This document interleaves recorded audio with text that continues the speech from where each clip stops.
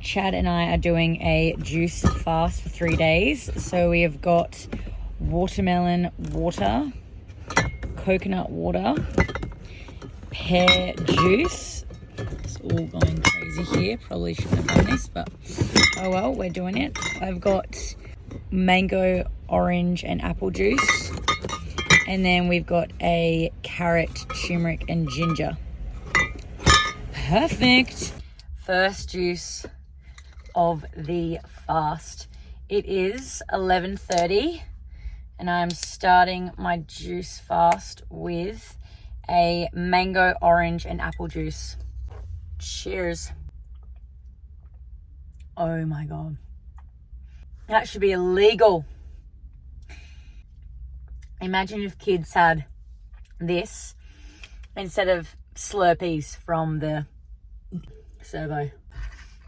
That is so good. Damn. No added sugar, all organic.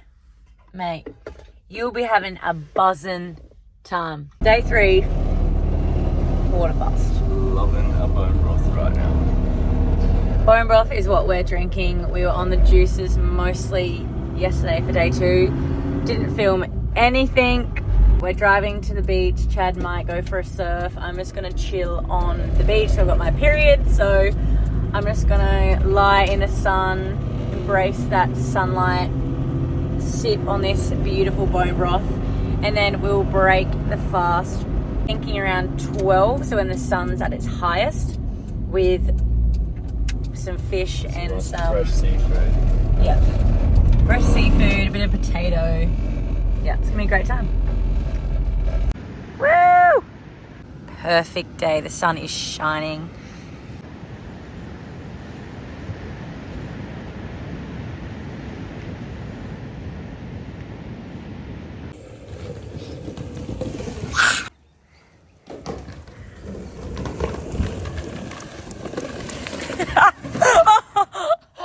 That was...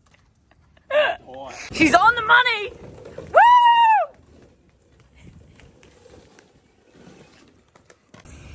This is a flashback to watermelon cruises. Without a doubt, mate.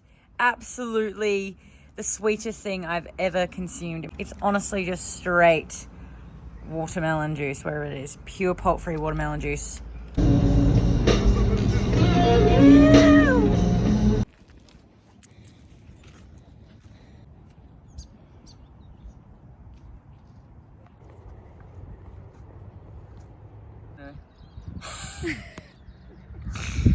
Passion fruit tarts in the making by this legend. Coating it with some ghee. Oh my God, I'm gonna be actually quiet because his mum is sleeping. And then this is the base. And then we're gonna make some passion fruit curd. Yay. The most healthy tart you can make. Honey, coconut flour, almond flour, collagen, ghee, a little bit of vanilla extract. Some coconut oil. That's it. That's it to make the base. And then we will show you make the passion fruit curd and all the ingredients we use for that as well. All right, so Chad's cracked the most beautiful coloured egg yolks I've ever seen. And now we're getting the ghee out and ready, getting that ready to go. Then we gotta juice a lemon, go for some passion fruits, chuck some honey in and some more vanilla. Whisk it all together. Curd sorted. Curd sorted, everybody. We'll run you through the steps, don't you worry. Look at this creation. That's huge. That is a lot of ghee. Fat bombs. Need some dates for this. We need to pick up some dates, eh? Fully. Should just these first. Oh, They're banging. delightful. Yep. Lemon juice. I'm gonna we're going to squeeze that. I have to do it sink sure. Those juices, look at that. Oh yeah. Scooping the passion fruit into the Melted ghee. Some lemon juice. Organic fruit is just the bomb. And they're not even in season. Like, they're coming out of season, aren't they? I think so, yeah. Maybe coming in. Coming out, coming in the middle. Haven't seen him in ages, but.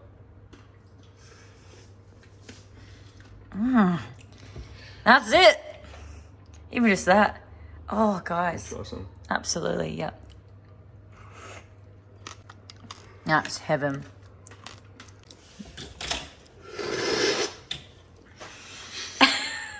For the best part of the whole cooking show, maybe.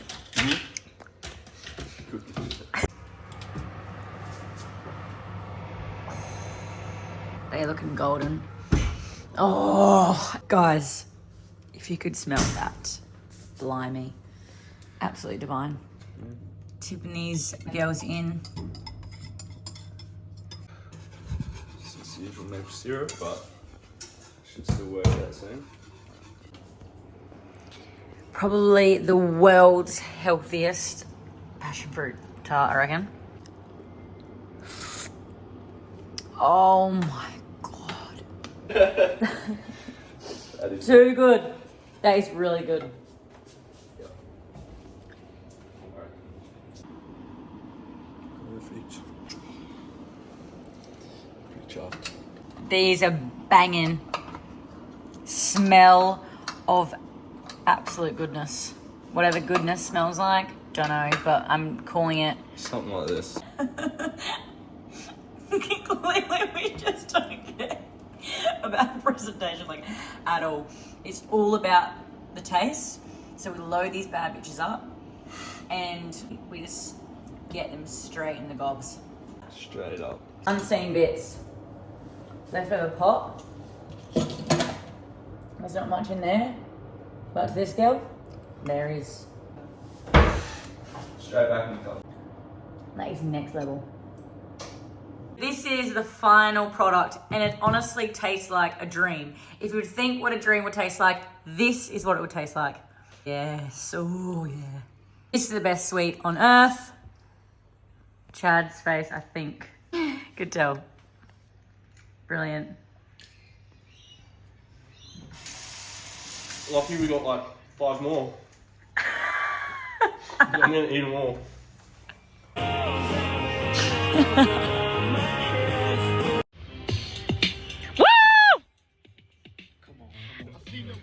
You wake up in the morning and ask for some.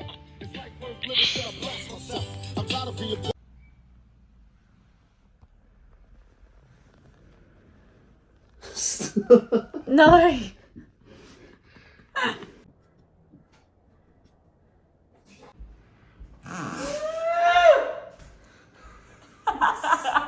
Chad's hit me with another creation of Sheridan Austin. This is one of her best recipes.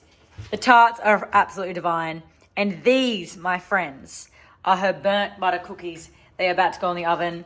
And we couldn't even get past preparing them in the bowl. It was literally just eating the dough raw. I could probably eat all these raw. I wouldn't even care. We will see you when they're finished. Mwah.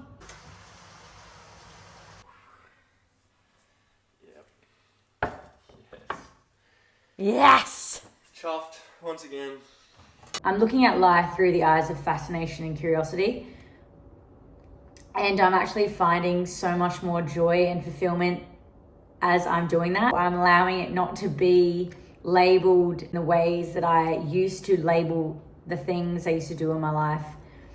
And especially with what I'm experiencing in my body, instead of saying, oh, that's sadness, or that's anxiousness, or that's so much joy and love, I'm not calling it anything, literally just saying I'm feeling this vibration in my body, and saying it with more simplicity than adding a lot more meaning and words that sometimes I don't even know the meaning of. I'm just saying them.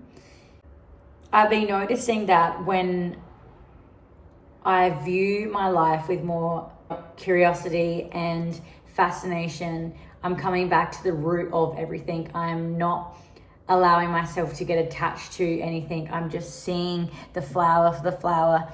I am acknowledging the person for who they are in the moment that they are in, and being full acceptance of where I am, knowing that the experience that I'm experiencing right now is just a reflection of the last days and the months of the inner work and curiosity and fascination of myself, and stripping back the self as well. And realizing that I can only experience joy when I've experienced the pain, and I can only experience the pain when I've experienced joy. It's like the polarity of them. This is another thing. This is the belief that I've got right now, is that we can't experience one thing without experiencing the other. And maybe that's just a belief that I've been holding myself to. So if you think that it could be seen in a different light, please comment or share with me your version of that. But there's like the polarity and the deep understanding of like, yeah, we can't have one thing without experiencing the other. We can't have light without the dark. But then also just allowing myself to chill out and remove everything and just come back to like the fascination and the awe and wonder of life that it is, and is always presenting itself in front of me. Fully knowing that whatever I'm seeing is seeing me, and whatever I label it is going to be seen in that light until someone else gives me another label to label it as. I'm stepping more into a space of allowing everything to go so I can welcome more. And in doing so, I am actually welcoming more and I'm allowing it to flow. That's just basically the gist of this. I'm allowing more of life to flow and looking at it with the eyes of curiousness and fascination. And to me, that's so powerful. At the end of the day, these are just words that I'm speaking of. It's not even 100% truth. So when I work one-on-one with people, I don't want them to take whatever I'm saying as pure truth, because that means they're going to be living their life through my truth or my expression of what I think to believe is true. Fully knowing that at the core, whatever you're feeling is true for you at that point of your experience. So yeah, that's the ramble that I have today.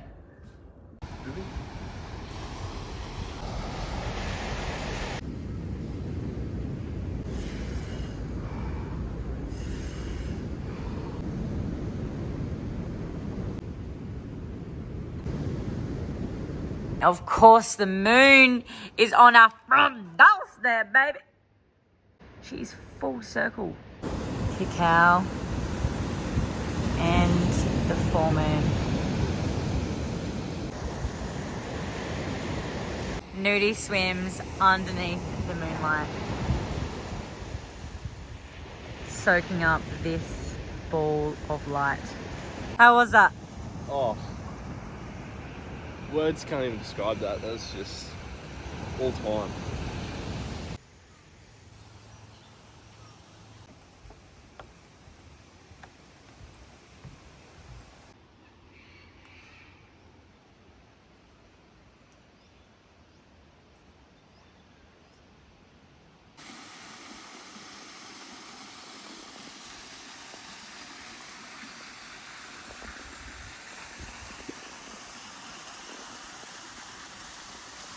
Massive Avatar vibes. Oh. Yes! Middle of the jungle, here we are. And we are walking to the waterfall. So green, so beautiful. I love walking bare feet out here, especially when you've got diversity of the rocks and the soil, the dirt, the unstable ground. So then you are Is it reducing your fascia? Releasing. Releasing your fascia. What is releasing your fascia? Well, fascia is a connective tissue that runs over the entire body, and it usually starts at the feet and travels through different lines.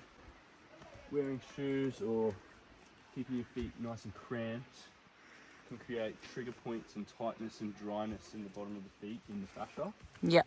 So it's great to walk on unstable surface to release that from the beginning, which releases a lot of tension throughout the body.